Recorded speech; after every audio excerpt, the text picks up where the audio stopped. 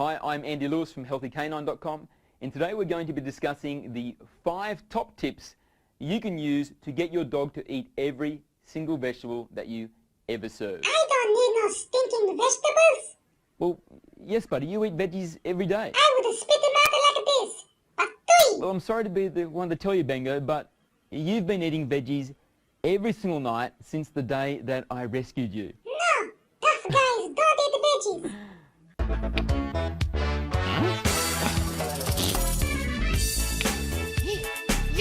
Yep.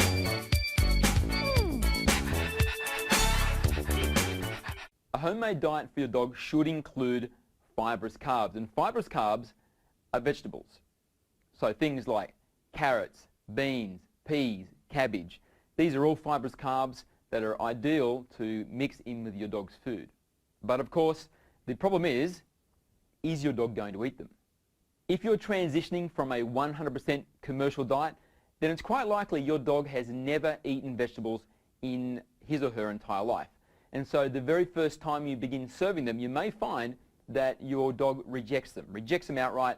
And when you serve a dish of food, what he or she will do is just pick out the meat and leave everything else behind. So today I'm going to show you my 5 top tips that I've developed in my many years of experience of feeding many dogs, thousands of meals that I've prepared at home, how to get every last vegetable eaten. Okay, tip number 1 for getting your dog to eat the vegetables that you prepare is size matters. And for the guys watching, on this occasion, I think you'll be happy to hear smaller is better. And for example, this piece of zucchini, that's a good size. Okay, it's small and it's going to get lost amongst the other ingredients that make up a mouthful. Okay, whereas this is too big. This is going to be almost a mouthful just by itself. So a dog is much less likely to eat that because it's not mixed in with a bunch of other components which it prefers in a mouthful. Okay, again, this is also too big. Here's a piece of pumpkin. This is a good size. This is small. That's a good size. The second tip is texture. You want a texture which is soft. Your dog is not going to like vegetables if they're still hard and crunchy. Generally, there are some dogs that do like that, but as a general rule, no, your dog won't like that. So you want the consistency of the vegetable to be so soft it doesn't really offer much resistance to your dog's chewing, and so your dog can swallow it quite easily. So this piece of zucchini, which has been steamed, is very nice and soft. It falls apart very easily. Same with this piece of pumpkin. Okay, but this carrot is far too firm. Okay, I can't squash that at all. Your dog's not going to like that. Tip number 3 is sauciness. The food that you make should be saucy, and the reason you want it to be saucy is so that the pieces of vegetable actually get lost in the general consistency of the meal. So if your dog is able to isolate the pieces of vegetable, there's a much higher chance your dog is actually going to pull them out and spit them out, or instead just pull out the pieces of meat and leave the vegetables and the other things behind. But if you have a sauce which is thick and makes everything cling together, then it's very hard to distinguish each of these different components from each other, and so your dog will just generally take mouthfuls, and that mouthful will include bits of meat, bits of starchy carb, bits of vegetable, and it'll eat everything at the same time. So sauciness is important. Like that bitch next door. She's really saucy. Well, no, it's a different type of sauciness, Bengo. She wants me, dude. Oh, what are you talking about?